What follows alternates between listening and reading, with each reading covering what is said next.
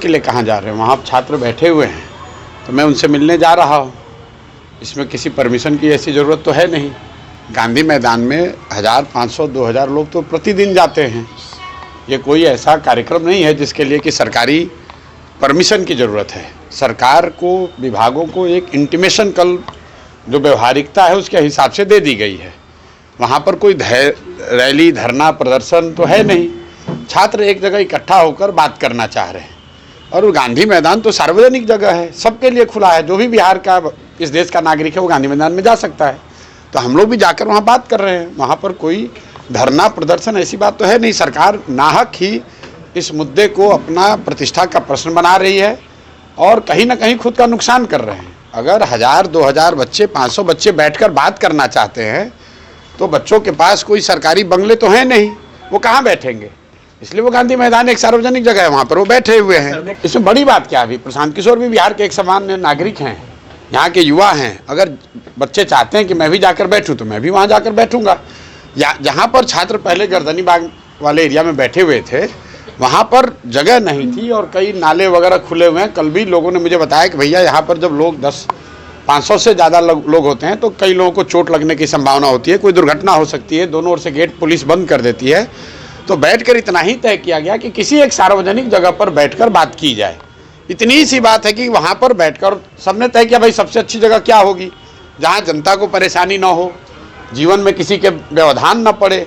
तो लोगों ने कहा भाई गांधी मैदान में 2-3 हज़ार लोग तो आते जाते रहते हैं, तो वहीं पर एक कोने में बैठकर हम लोग भी बात कर लेंगे। प्रशांत जी, आपके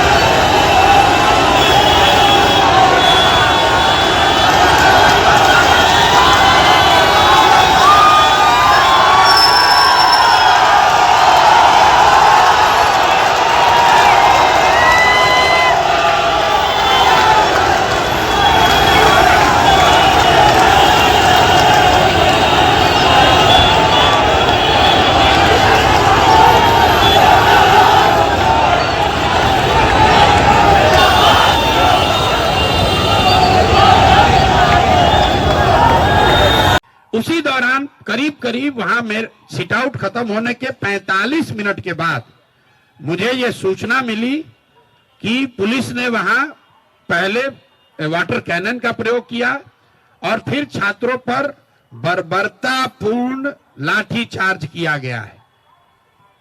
तो पहली बात मैं आपको क्लियर करना चाहता हूं कि प्रशांत किशोर वहां से नहीं हटे हैं। प्रशांत किशोर के हटने के बाद पुलिस ने लाठी चार्ज किया है और ये गलत है, सरासर गलत है। और किसी भी हालत में जिन लोगों ने भी ये गलती करी है उनको छोड़ा नहीं जाएगा। जब तक हम हैं पूरी ताकत से जिन लोगों ने भी छात्रों पर लाठी चलाई है उनको छोड़ा नहीं जाएगा। आंदोलन नीचे अब होने वाला नहीं है, क्योंकि अगर वहां 1000-1500 छात्र रह भी गए थे, वहां ट्रैफिक नहीं रुका हुआ था, छात्र कोई उपद्रव नहीं कर रहा था, किसी सार्वजनिक संपत्ति का कोई नुकसान नहीं हुआ है। पुलिस चाहती तो उसको हल्के से अपने आप छात्र वापस जा रहे थे। पुलिस ने जिस बर्बरता से लाठीचार्ज किया है, मुझे ऐसा लग रहा है ये पटना में 2-4 पुलिस अफसर, इनको नया हीरोइज्म करने का आदत हो गया है। तो आपके माध्यम से मैं बता रहा हूं, आप लोगों ने सूचना दी है कि हम लोग पर एफआईआर हुआ है। आज हम लोग यहाँ के पुलिस पर एफआईआर भी करेंगे, पुलिस पर कोर्ट में भी जाएंगे, इनको ह्यूमन राइट्स में भी ले जाएंगे और जिन बच्चों को बर्बरतापूर्ण तरीके से मारा गया है, एक एक उसका हिसाब होगा। अगर लड़कों से नारेबाजी करने से लड़के उल्लंघन कर रहे हैं कानून का, तो आप लड़कों को दौड़ा दौड़ा कर मार रहे हैं, वो कानून का उल्लंघन नहीं है। कौन से कानून में लिखा हुआ है कि पुलिस ऐसे मार सकती है? कोई नहीं मार सकता है। और अभी एक मौका में फिर से सबके हित में, हम लोग लफंगई करने नहीं आए हैं। मैं चाहता हूं और छात्र ये चाहते हैं कि उनका रास्ता निकले। को नेतृत्व का कोई इतना चिंता नहीं है। हम तो गांव में पैदल चल रहे 2 साल से, ये लोग तो पटना में बैठे हैं। जितना जिसका नेतृत्व लेना है ले ले। आप ये बताइए, 1 मिनट रुकिए। तेजस्वी यादव जी ऑपोजिशन के लीडर हैं, ऑपोजिशन के लीडर हैं। कल लाठीचार्ज होने के बाद, लाठीचार्ज होने के दौरान, या पूरे दिन छात्र संसद में, या बच्चों से मिलने अस्पताल में, या गर्दनी बाग में कभी गए? आज तक गए? अगर कोई खड़ा था बच्चों को बचाने के लिए तो प्रशांत किशोर ही खड़े थे। हाँ, ये जरूर है, छात्रों का ये कहना है कि भैया अगर आप एक घंटा और रहते ना तो हम लोग को कोई नहीं मारता। ये विश्वास भी छात्रों का प्रशांत किशोर पर ही है, दूसरे पर नहीं है। अपेक्षा है कि सरकार इस मामले को यहीं पर खत्म करेगी, बच्चों की बात को मानेगी, और बच्चे जो चाहते हैं जहां तक संभव हो सके उनकी बात को माना जाए। अगर सरकार नहीं मानेगी तो ये बच्चे, पूरे बिहार के युवा, जो लोग भी इन बच्चों के साथ सिंपैथी रखते हैं वो, और जो भी सरकार के इस लाठी तंत्र के खिलाफ हैं, वो सारे लोग पूरे राज्य में एक दिन भी हम लोग चैन से बैठने वाले नहीं हैं।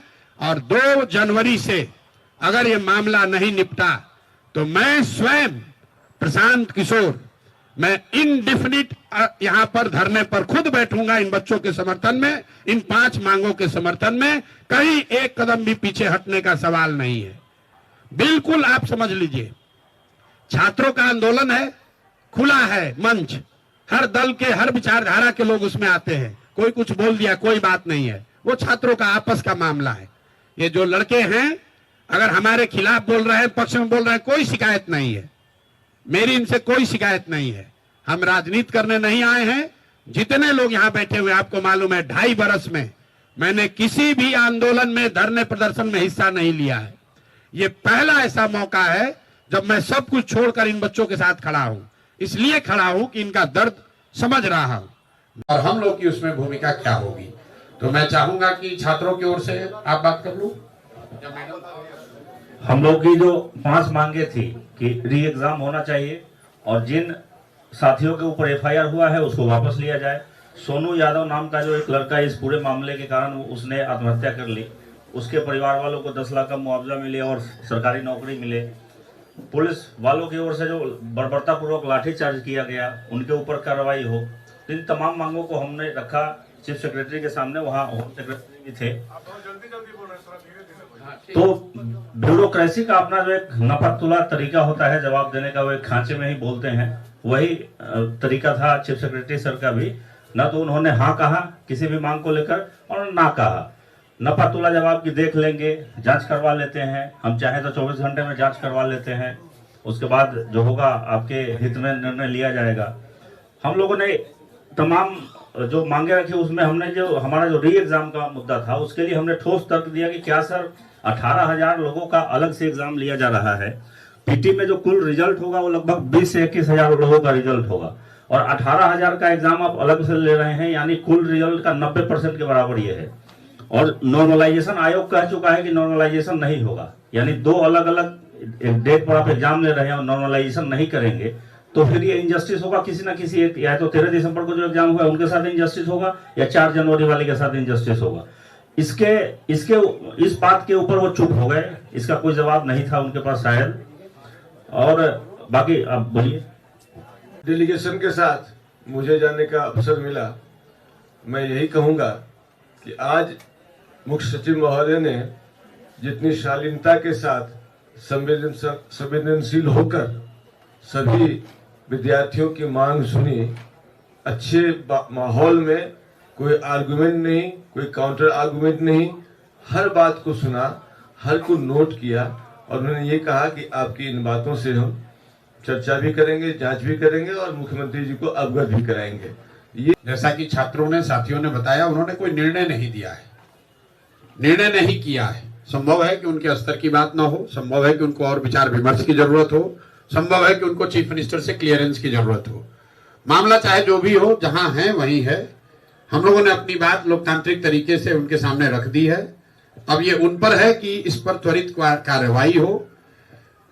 अभी हम साथियों ने मिलने के बाद ये जो लोग लौट कर आए हैं तय किया है कि 48 घंटे का समय, 2 दिन का समय हम लोग को सरकार को देना चाहिए लोकतांत्रिक मर्यादाओं को ध्यान में रखकर। चूंकि चीफ मिनिस्टर आज शायद पटना में नहीं है, रात में लौटेंगे, तो हम लोग 48 घंटे तक चीफ मिनिस्टर के आने का और आज जो चर्चा हुई है उस पर अधिकारीगण मिलकर जो निर्णय लेना चाहते हैं, क्योंकि मुझे जो बताया गया है कि बैठक के दौरान भी उन्होंने कहा है कि ये सब जांच जो हम 24 घंटे में भी करा सकते हैं।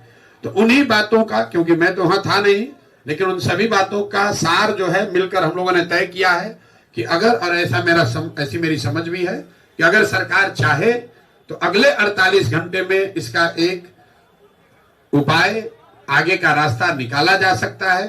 छात्र पूरी तरीके से आंदोलन से अलग हटकर पढ़ना चाहते हैं, अपनी जिंदगी बनाना चाहते हैं, ये टकराव का रास्ता नहीं चाहते हैं। कोई भी टकराव का रास्ता नहीं चाहता है।